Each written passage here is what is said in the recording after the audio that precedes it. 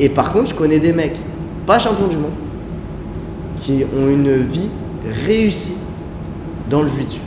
D'accord? Qu'est-ce qu'on préfère? Moi, je préfère pas être champion du monde. D'accord? Parce que champion du monde, c'est un truc qui arrive une fois, alors que le reste, c'est pour toute ma vie. C'est pour ça que la première chose, c'est déjà quels sont vos objectifs, quelle est votre stratégie. Une fois qu'on a déterminé ça, qui peut m'aider? Malheureusement, souvent, quand je parle de trucs comme ça fait comme ça. J'aimerais bien que ça fasse pas ça pour vous et que ça fasse pas ça aujourd'hui. D'accord? C'est pareil, moi, les vidéos des combats, ceux qui me l'envoient, je leur donne mon retour. Si vous ne m'envoyez pas, je ne vais pas aller vous chercher. J'ai trop de travail. Ok? Donc n'hésitez pas à me solliciter. Des fois, je peux moi aussi oublier. N'hésitez pas à me relancer aussi, parce que j'ai une autre truc. Mais quand vous faites un combat, je vous l'ai déjà dit, vous me l'envoyez. Si je ne l'ai pas vu, si je ne suis pas là, je vais regarder, je vais vous donner mon retour. Ok? Bonjour tout le monde, on est ici au stage avec l'équipe de France. Juste après les championnats de France Nogi, on se réunit pendant 2 jours et demi là pour orienter vers la fin de saison. Il y en a pas mal qui seront au championnat du Brésil, qui seront au championnat du monde. Et bien sûr, dernier objectif, le championnat de France, même si ça c'est un peu plus individuel.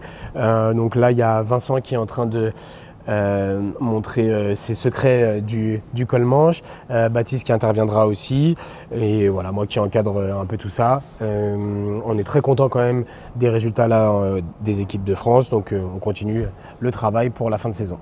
Le but, c'est, il attrape mes pantalons et il crée tout de suite un angle de décalage. Il reste jamais en face de moi. Ok? Donc on commence. Vas-y, viens chercher mes pantalons. Moi, je dois l'empêcher de contrôler mes pantalons. S'il contrôle mes pantalons, tout de suite, je dois me dire, ok, je dois avoir une stratégie pour lâcher et venir chercher une position de contrôle. Les positions de contrôle que je recherche, c'est contrôle des 2 manches ou alors contrôle col-manche, contrôle du haut du corps. Ok?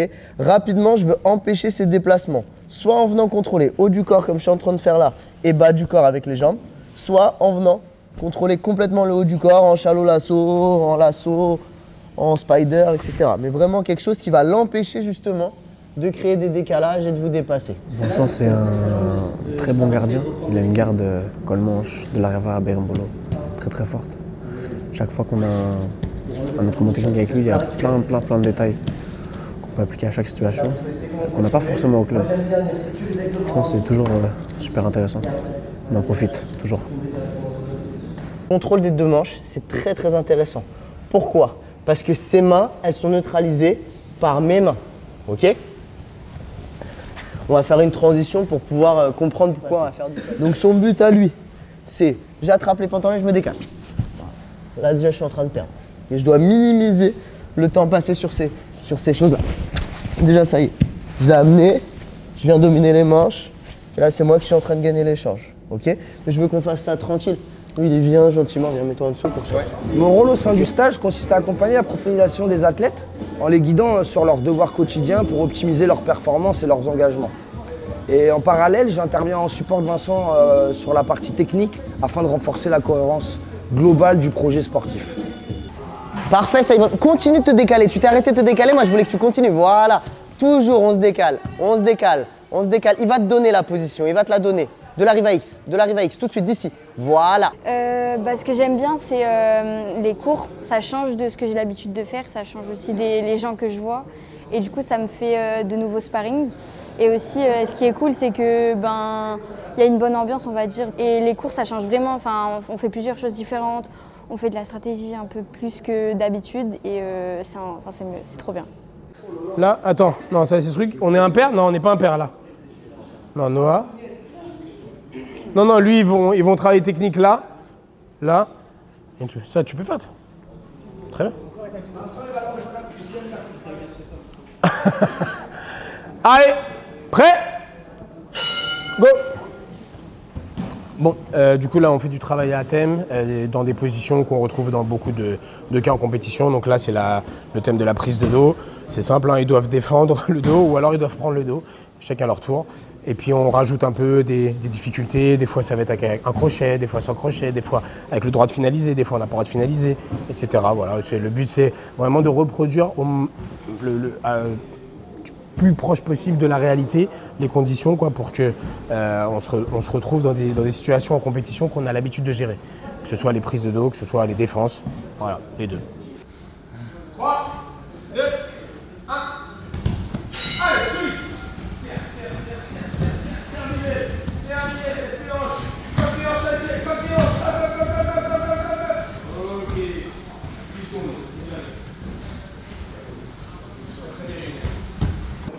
Du coup, ce qui est cool sur les stages, c'est que déjà, tu changes vachement de sparring, tu t'entraînes avec d'autres gens forts qui sont dans la même optique de compétition, ce que tu n'as pas toujours en club, des gens forts mais qui ne sont pas compétiteurs, là c'est différent.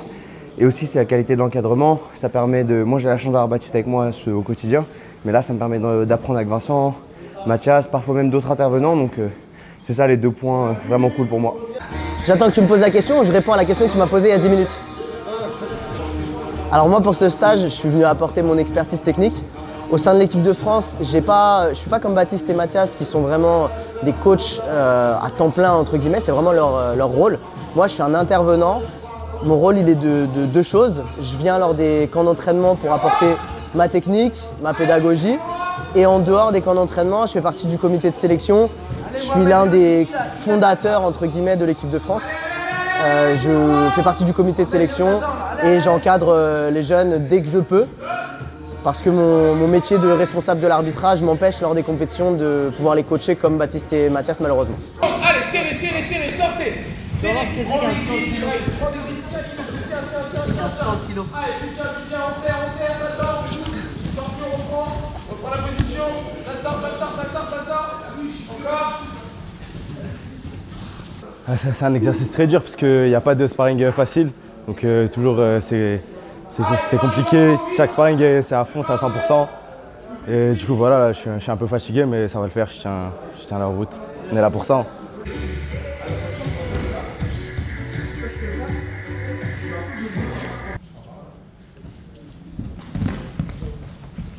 Numéro 2. Allez, on va voir quelque chose. On a vu là dans les trucs 1 et 2, il y en a certains, vraiment, c'est le jour et la nuit. C'est incroyable. Dès qu'on dit 1, waouh! Dès qu'on dit 1 d'ailleurs, ils marquent. C'est à se demander pourquoi ils n'étaient pas en train de marquer avant, quoi. Dès qu'on dit 2, bam, ils marquent. C'est pareil, c'est vraiment se dire, mais attends, tu fais quoi avant? Tu es juste en phase d'observation? Donc c'est vraiment intéressant comme travail, donc je vais laisser Guillaume, c'est sa partie. Alors je vais vous parler un peu de la préparation mentale et du travail qu'on fait avec l'équipe de France. Alors déjà, il y a beaucoup de gens qui se posent des questions sur la préparation mentale. Est-ce que c'est de la pensée magique? Est-ce que c'est des rituels particuliers? La préparation mentale, c'est comme toutes les autres parties du jiu-jitsu, que ce soit la prépa physique, la technique, c'est des choses qui se travaillent et on a d'autant plus de résultats qu'on est régulier dans le travail. Pour vous situer un peu ce que c'est que la préparation mentale, le cerveau, il a 2 fonctions essentielles. La première, c'est nous protéger. Et la deuxième, c'est économiser l'énergie. Pour nous protéger, pour économiser l'énergie, quand il est confronté à une situation nouvelle, il va fabriquer du stress. Et le stress, c'est un signal qui nous est envoyé pour dire simplement « attention, il va se passer quelque chose ». Selon les expériences qu'on a vécues dans le passé, notre niveau de confiance, notre niveau d'estime de soi, notre capacité à transcender ces moments, il est variable d'un individu à l'autre. Et ça, en préparation mentale, on va travailler pour essayer de transcender ces aspects. Pour les athlètes de l'équipe de France, je travaille sur 5 piliers. La confiance en soi, la gestion du stress, la concentration, la motivation et la gestion des émotions. Donc chaque athlète va avoir un profil type sur la base d'un questionnaire où on va l'interroger sur ces 5 piliers et à partir de là, on va identifier les points de progression spécifiques. Chaque athlète se connaît, il sait que dans un combat, il peut y avoir un moment donné où il a une baisse de motivation, ou au contraire son esprit va papillonner, il va avoir une baisse de concentration, ou il est très stressé sur son premier combat, ou sur sa demi-finale, ou sur sa finale. En fonction de cette connaissance de chaque athlète, on va proposer des séquences. Donc il y a des séquences collectives, et ensuite il y a des séquences plus individuelles pour leur permettre de progresser. Pour les 2 jours-là, je vais travailler sur 2 choses qui me paraissent essentielles. La première, c'est la notion d'activation. L'activation, c'est le pic de stress qui nous permet d'être au maximum de notre performance. Quand il n'y a pas assez de stress, on n'est pas assez motivé, on n'est pas concerné par l'événement et on ne donne pas le meilleur de soi-même. Et quand on est trop stressé, on devient inhibé, on a tendance à être tétanisé et mentalement on se bloque. En revanche, il y a une zone, ce qu'on appelle la zone, dans laquelle on donne le maximum de son rendement. C'est ça que je vais travailler avec eux. Chacun doit se connaître. Il y a des athlètes qui sont plus extravertis, d'autres qui sont plus introvertis et chacun a besoin de trouver sa zone d'activation. Ce qui va permettre aussi ensuite, avec les coachs, de savoir que quand ils vont donner des instructions, en fonction du profil de l'athlète, ils vont plus ou moins avoir besoin de l'activer. La deuxième chose que je vais travailler avec eux, c'est ce que j'appelle la lucidité tactique. Dans un combat, à un moment donné, parce qu'il y a des informations qui viennent de l'adversaire, parce qu'il y a des informations qui viennent de l'environnement où je suis en train de scanner ce qui se passe en moi, je suis fatigué, j'ai mal aux avant-bras, où je me pose des questions, je regarde le temps. En fonction de ce qui se passe en moi, je vais avoir tendance à perdre ma concentration et mon esprit va partir sur quelque chose qui peut nuire à ma performance. La lucidité tactique, c'est la capacité à revenir sur soi à des moments où l'esprit part. Et quand le combat il se joue sur quelques secondes, c'est cette capacité-là qu'on va travailler le deuxième jour, ce qu'on appelle la lucidité tactique. Ok, allez, on tient droit. Hausse. Merci. C'est toi qui. Voilà. J'ai pas l'habitude d'être là, moi. Ouais, moi non plus, j'ai plus l'habitude d'être derrière quelqu'un. Excellent, excellent, excellent, excellent, excellent, excellent, excellent, excellent, excellent, excellent, excellent, c'est bien Noah. Excellent, excellent.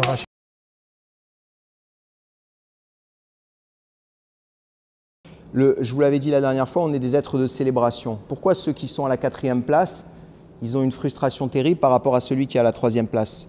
Parce que le fait de recevoir une médaille, c'est une consécration. Quand vous remplissez votre carnet, le fait de marquer que vous avez fait des choses bien, ça le concrétise, ça l'ancre dans le réel. C'est hyper important ça. Pourquoi on célèbre les anniversaires, on célèbre les dates, tout ça? Parce que l'être humain, le cerveau, il est comme ça, il a besoin de célébrer les choses. Ça lui permet de marquer dans le temps et dans l'espace qu'il s'est passé quelque chose d'important. Et quand on veut progresser, le fait de marquer « j'ai réussi ça », et juste, je vous l'avais dit aussi, de regarder toutes les pages du carnet que vous avez parcouru, vous dites « ouais, je me suis entraîné chaque jour ». En fait, normalement, quand vous préparez un grand championnat, 6 semaines avant, chaque jour, votre carnet, il doit être rempli. Et quand vous arrivez au championnat, vous feuilletez les pages, vous dites « voilà, ça c'est tout le travail que j'ai fait avant le championnat ». Ça concrétise, ça valorise ce que vous avez fait, c'est hyper important. Parce que sinon, dans votre tête, vous vous souvenez que vous vous êtes entraîné beaucoup, oui, ça fait un mois et demi que je m'entraîne, mais s'il y a le carnet qui est là pour concrétiser toutes ces étapes, ça crée quelque chose de beaucoup plus tangible. Maintenant, on va prendre à l'inverse un combat où vous étiez suractivé, peut-être le combat de votre vie, le combat où émotionnellement, vous sentez le stress plus, parce que, je ne sais pas, c'est une grosse finale, c'est un adversaire que vous voulez absolument battre, c'est une tête d'affiche, ou c'est au contraire quelqu'un contre qui vous ne pouvez pas perdre et vous ne savez pas pourquoi. Et ce jour-là, vous sentez que le niveau d'activation, le niveau de stress est trop important par rapport à d'habitude. Vous le sentez dans votre gorge, dans votre cœur, le cœur bat plus vite, vous avez les mains moites, il se passe quelque chose de différent d'habitude. Ok, on est tous stressés en compétition, il se passe tous quelque chose, mais là vous sentez que c'est trop par rapport à d'habitude. Merci à tous, bonne soirée. Reposez-vous bien. À demain. Merci.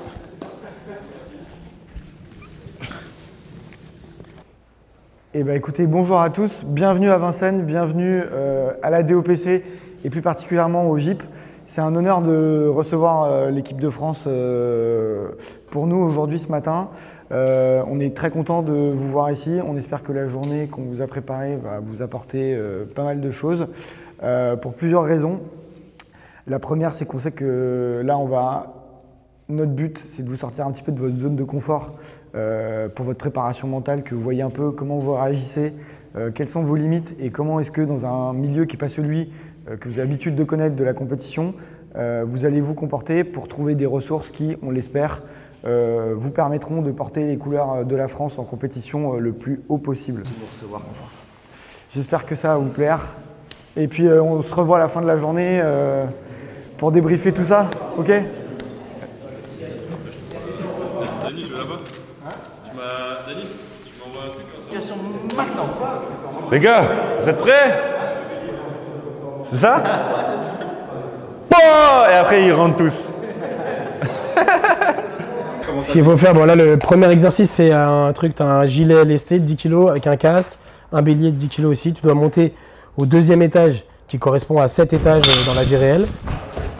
Allez, ça monte, ok, tu vas tout là-haut, tu vas allez, tout là-haut. Accélère, Flo! Ok. Allez. La plaque, tu la retiens. C'est bon, vas-y. Ok, c'est parti, ça va. Allez, continue.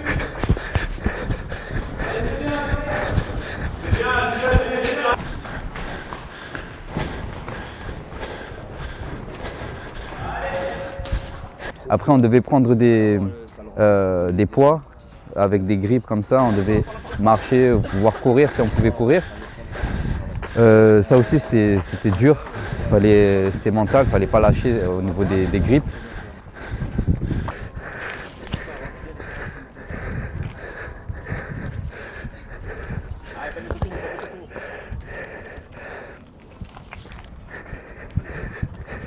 Allez, encore.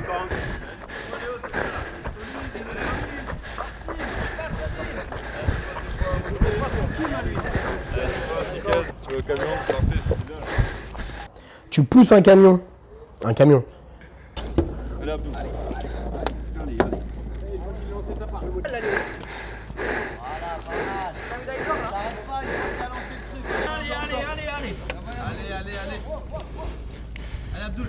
Tu le pousses, tu le tires. Mais il y a un petit faux plat. Léger, hein, très léger. Donc tu sens bien quand tu tires. Laisse ton dos, force sur la corde avec le dos. Vas-y. Et le plus dur, c'était tirer. J'ai encore les marques là sur le bras parce que j'ai enroulé la corde autour du bras. Mets du poids sur la corde, allez. Allez. Pousse dans les jambes. Après, tu restitues la plaque.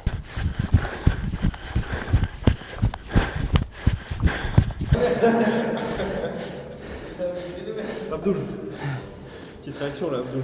Ah, c'est chaud ça. Donc c'était cool, franchement c'était super cool. Là c'est pas fini, on va continuer, mais c'était super cool.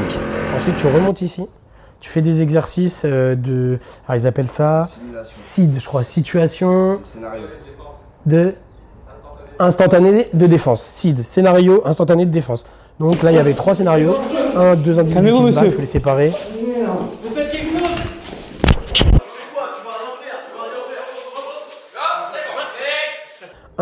Il y en a un qui menace avec une arme, faut le braquer quoi, pour qu'il pose son arme. Recule, s'il te plaît. Recule et range ton arme. Pose ton arme au sol. Pose ton arme au sol. Pose ton arme au sol. Je vais planter personne. Et un autre, d'un coup, il sort un flingue. Et là, et là, toi, tu jettes ton flingue par terre. Faut réussir à sortir et à lui tirer dessus. Faut lui tirer dessus avant qu'il te tire dessus. Je vais t'es qui toi? Tu fais quoi? Tu fais quoi là? Ok. Donc avec le stress, t'as pas trop de stress là parce que ça va. Mais avec le cœur dans la bouche, c'est pas évident. On se doute bien que c'est des situations qui doivent répéter. Parce que quand tu fais ça sous stress avec un vrai mec qui peut te tuer. Ouais, oui, je me disais, est-ce que là je suis censé toucher mon arme ou pas? C'est juste une bagarre, si je sors mon arme, c'est bizarre un peu. Et du coup, je me suis fait fumer, tu vois, dans la dernière. Mais c'est comme ça, c'est le jeu, c'est marrant. Et voilà, et là derrière, on a un rappel, je crois. Et voilà. Ok. Pour la descente, pareil, tu laisses bien descendre les fesses. Pour, bon. Tu marches bien le long du mur. Ouais, le long du mur. Parce que si tu fais des sauts, tu pourras pas engager. D'accord, ok, ça marche. Et on est parti. On se laisse bien juste marcher, juste. Je fais pas de saut. Okay. Les gars sont en train de pénétrer dans le premier étage. Je suis facile. Vigilant. Bon, le wood, on va laisser faire les jeunes. Hein. Il y a un wood après là. Ouais. Hein? Tu sais qu'il y a un wood après là.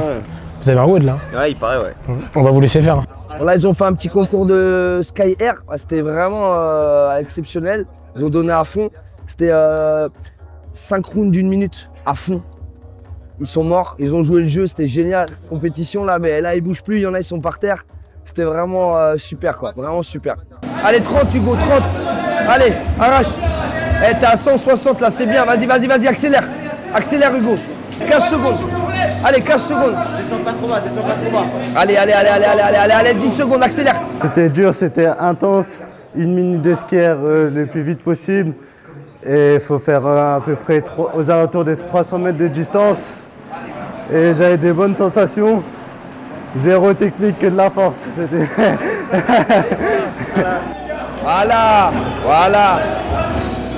Allez, va chercher haut, va chercher haut.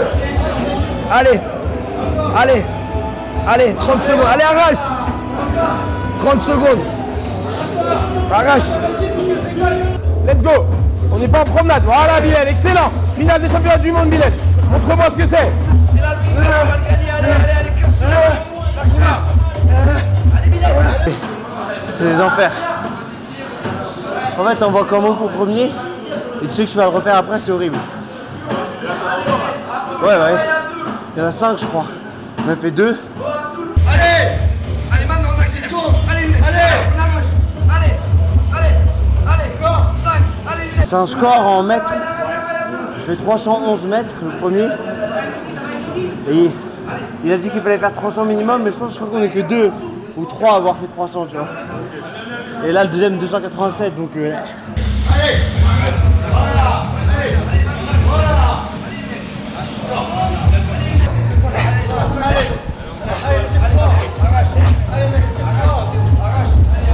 L'intensité est ouf, mais c'est ce qu'on cherche et c'est ce qu'on aime. Et c'est ce qu'on cherche à retrouver en compétition. C'est un exercice dur qui travaille bien l'arrière des cuisses. Ça travaille bien le cardio, mais ça va. J'arrive à bien assimiler le mouvement au fur et à mesure. Donc ça va, j'arrive à garder un bon rythme. Mais c'est un super exercice. On remercie la BI là, de nous accueillir. Ils sont super sympas. Ils ont mis vraiment toute une équipe à notre disposition. C'est vraiment cool. Et je pense que c'est une bonne expérience pour les jeunes. Puis peut-être que ça peut susciter des vocations aussi. Donc ça peut vraiment être cool quoi, si ça suscite des vocations. Parce que voilà, les métiers du sport, c'est ça aussi. Ça, c'est des métiers du sport, quoi.